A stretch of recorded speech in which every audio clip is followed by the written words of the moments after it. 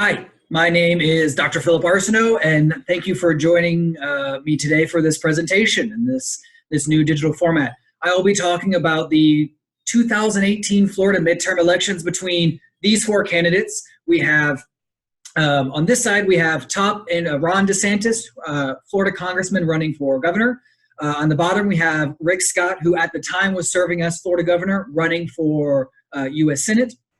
On the other side, on the top, we have Andrew Gillum, Tallahassee mayor, running as the Democratic nominee for Florida governor. And then on the bottom, we have Bill Nelson, a three-term incumbent U.S. senator for Florida, Democrat, running again for re-election. So what we'll be looking at is the basically how these four campaigns for these candidates used their communication strategies and communication materials to try and set the agenda for the other all of the other campaigns, rather than traditional news media or public opinion. So let's get started here. And okay, so again, the title of this presentation will be how candidates influence each other in electoral politics, inter-candidate agenda building in Florida's 2018 midterm elections. I'd like to overview the authors for this presentation.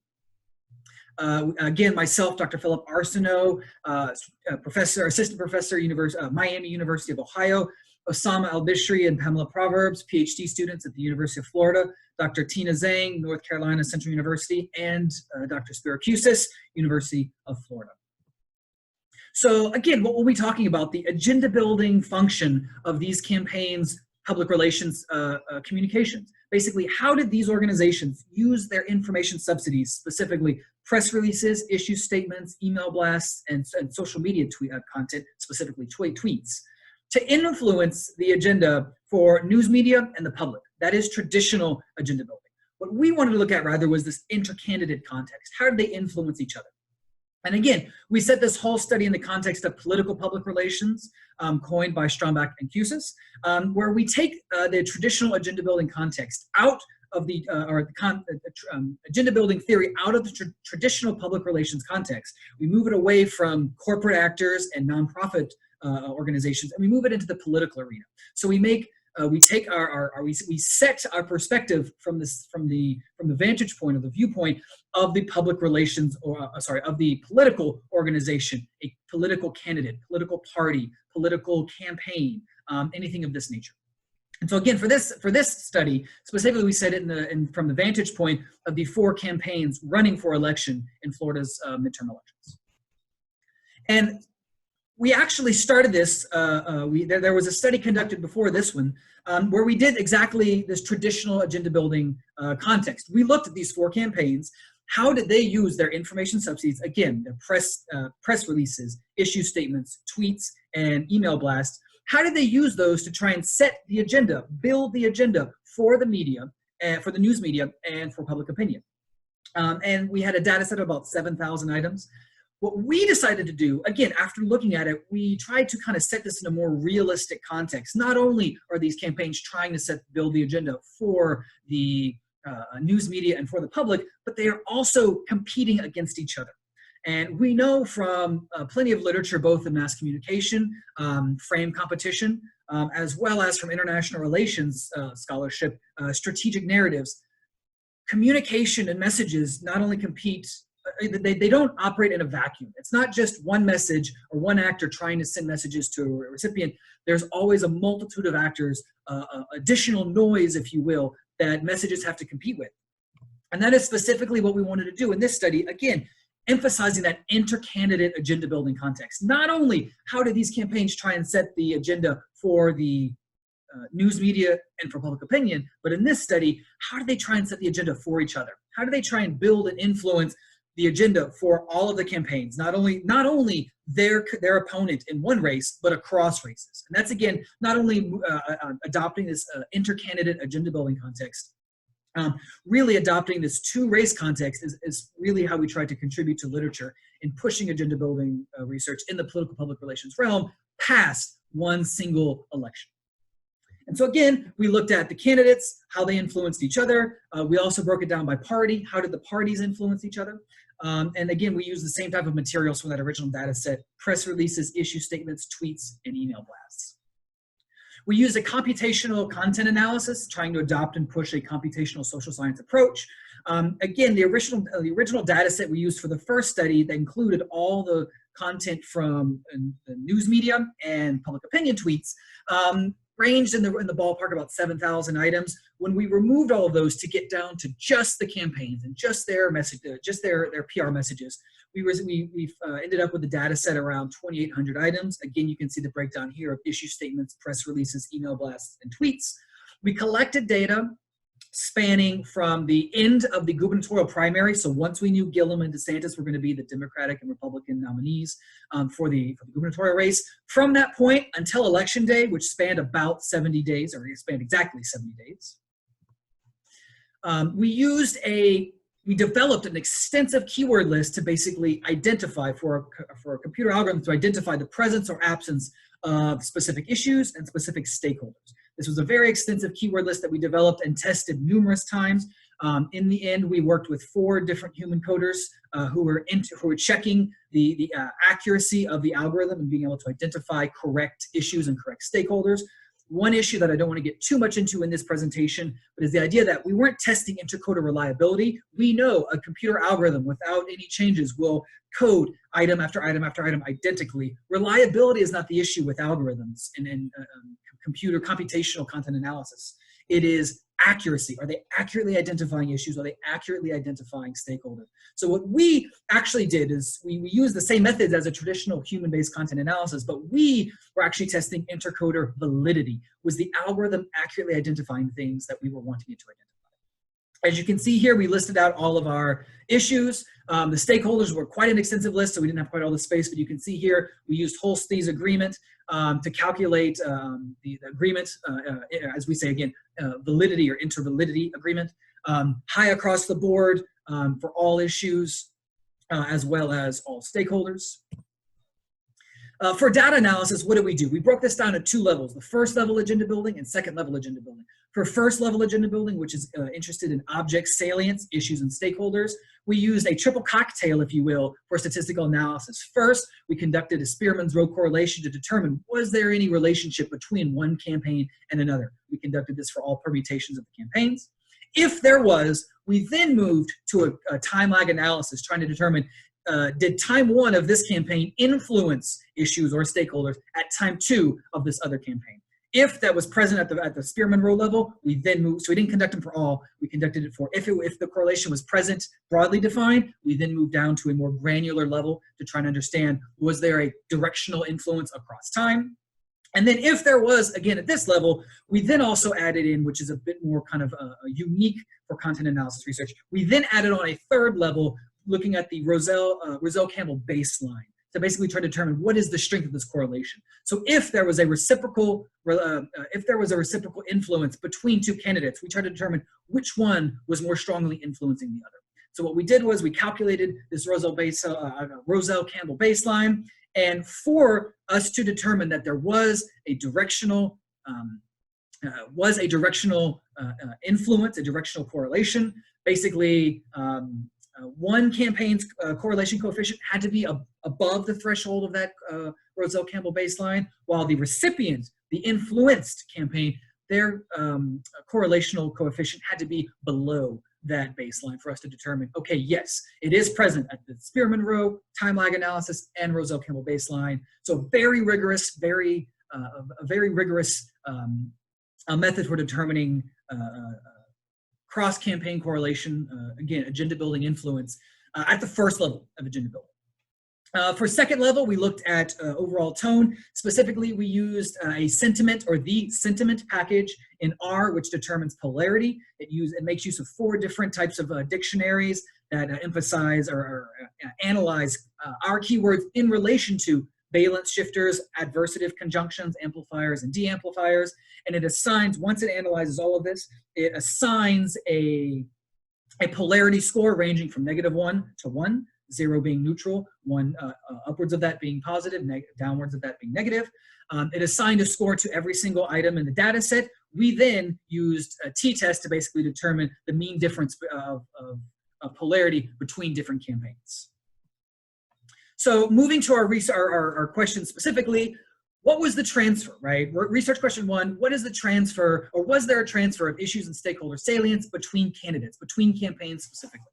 And what we found for issues at the issue level, we found that there was, again, that Spiro and Rowe correlation level, we did find that there was a significant correlation between DeSantis and Scott. Again, these are the two Republican candidates for governor and Senate. We did not find any other correlations. And moving down to the time lag analysis, we did find that there was a unidirectional influence, a unidirectional transfer of issue salience from DeSantis at time 1 to Scott at time 2. And what we found, what we can analyze from here, this last column at the top is clipped off, but that is time 2 for Scott, that very last column, the tallest one. So we can see the very bottom line to the very tallest one, time 1 DeSantis to time 2 Nelson. We see that correlation of 0.82. It was found to be statistically significant. We can also see that DeSantis at time 1 was influencing, there was a positive correlation between DeSantis at time 1 with Scott. So what that tells us is there was a positive correlation across the entire election. Once we look across time, we do find that the stronger influence was from DeSantis in the governor's race to Scott in the Senate race. Looking at correlations for stakeholders, we find significantly more evidence to support a intercandidate agenda building influence at the stakeholder level. We have bi-directional influence across multiple categories. DeSantis to Gillum, so the governor's race, we had a bi-directional influence or transfer of stakeholders. We also have another bi-directional transfer of stakeholders at the Republican level. So not governor, we see here top-bottom governor's race between Gillum and DeSantis, but moving horizontally from DeSantis to Scott, again, we have bi-directional. They are both influencing each other. We also have cross race, right? So we see Scott was influencing, there was a bi-directional influence between Scott in the Senate race and Gillum in the governor's race. We also have a bi-directional influence from DeSantis in the governor's race to Nelson in the Senate race.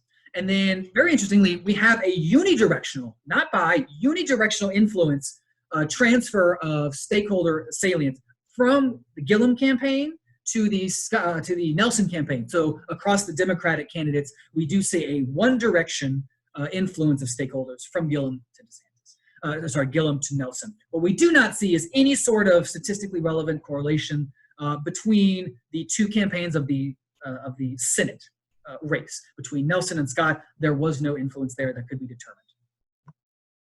And again, these are all upheld once we move to the time lag analysis. We can see here the breakdown. Again, additional support for these correlational relationships across time. From time 1 to time 2, we were able to determine the directional nature, or as in this case, as many cases we see, multi-directional influence. Moving on, we were also interested about parties. So not only did candidates try and influence each other, but how overall did were the political parties able to influence each other? What we find for transfer of salience, there was no transfer between the Republican Party. There was no correlation between, or statistically significant correlation between the Republican Party and the Democratic Party. This also supports that very first diagram I showed you, that the only line we saw was from DeSantis to Scott. There was no interrelationship across political party. So this upholds those findings. We did, however, find a statistically significant transfer of stakeholder salience between, again, bi-directional from the Republican and Democratic parties. So they were influencing each other, both in terms of stakeholder salience. And then our last area, looking at the differences, so polarity. Basically, was there any difference in the tone between these candidates, and were they able to transfer? So what we found was, overall, looking at all these individually, these were not broken down in terms of race, but looking every campaign, we were able to find that there was statistically significant differences in the overall tone between the two campaigns of the governor's race and the two campaigns of the Senate race. So what this tells us, the the Gillum and DeSantis campaigns used significantly more positive tone than did the Nelson and Scott campaigns of the Senate race. And here we can see the diagram produced by R that shows us this overall breakdown. This dark line right in the center is a 0 value, so neutral tone. So we can see all the campaigns were above 0, right? They did have positive tone, but overall we can see the top two horizontal lines, DeSantis and Gillum, were a little bit further left than were the Scott and Nelson campaigns. Now again, this doesn't look like the most radical difference, but based on the size of our data set, basically we were able to increase the statistical power of our analysis to such a level that we were able to find statistical significance in the difference between the overall tone of, again, the campaigns of the gubernatorial race and the campaigns of the Senate race. And again, just an overall bar graph breaking down these findings a bit more clearly based off of type of tone, positive, negative, neutral. We do see DeSantis, Gillum, and Nelson all have significant amount of positive tone. Overall, the net influence, or the net score of tone, if you will, did lean in favor toward DeSantis and Gillum on the positive side. So overall conclusions, what did we find? Overall, for a paper about intercandidate agenda building, we did not find very strong support for intercandidate agenda building at the issue level, at the first level of agenda building. On the issue side, we did not find overly strong support. There was only that unidirectional, one-directional influence from from DeSantis to Scott. We did find significantly more evidence at the stakeholder level. So basically, these campaigns were influencing the stakeholders they were mentioning. There was, however, just less emphasis on the transfer of issues that they were then relating around the issues they were addressing. We do believe, based off of our findings and analysis of the data set more broadly, we believe we can argue to a certain extent these were very close elections that both triggered automatic recounts because they were so incredibly close. We do believe to some extent that with how finely these campaigns came down to the wire in terms of voting count, we can to some extent suggest there might be an impact that first off, let me add, both of the Democratic candidates were swept. Both DeSantis and both DeSantis and Scott of the Republican parties won their respective elections. We do believe that there was that stronger influence, right, or that stronger transfer at the issue and stakeholder level between Republican parties, among the Republican Party, between Republican candidates. We do believe this illustrates to some extent a inconsistency or a lack of cooperation or possible coordination between the Democratic campaigns, between the Gillum and Nelson campaigns about issues, specifically issues. And it is possible that based off of the razor-thin difference in which these two races were decided, this could have played a more significant role, a more significant impact on the outcome than in traditional races that have a larger margin of difference. Additionally, we found that the public relations strategies of the gubernatorial election were a bit more about positive self-promotion based off of overall tone and the stakeholders that were referenced, or the stakeholders that were more salient. The gubernatorial campaigns talked more about themselves. It was more centered about positive tone, about the candidate of that campaign. So basically, their PR messages were about how can this candidate, why is he good? Why is he good? What could he do for you? This is why you should elect him. To the flip side, we saw, based off of, again, polarity and then also stakeholder salience, the Senate campaigns, Nelson and Scott, talked more about their opponents and had less positive tone. So overall, we believe this suggests that the Senate campaign adopted a bit more of a attack strategy, a negative attack strategy, than did the gubernatorial race. And that is all that we have for you for this presentation. I hope you enjoyed. If you have any questions, quips, quarrels, concerns, jokes, and/or curses, please feel more than welcome to reach out to me. I have my email here. We were very excited about this area of research that we're pursuing right now, both in terms of methodology and overall theory development and subject area. Please feel more than welcome to reach out to me if you have any questions. Would love to talk to you more about this paper. Also, this is a unique format this year. Please feel more than welcome to tweet about our presentation. We'd love to have as many people watching this as possible. If you found it interesting, again, in terms of methodology, topic, or theory, please feel more than welcome. Feel more than welcome to tweet about us. use our handles, use our topic, and again, and of course, as always, use the hashtag. Most important thing we do is communication. So other than that, thank you so much for your time, and I hope you have a great rest of your conference.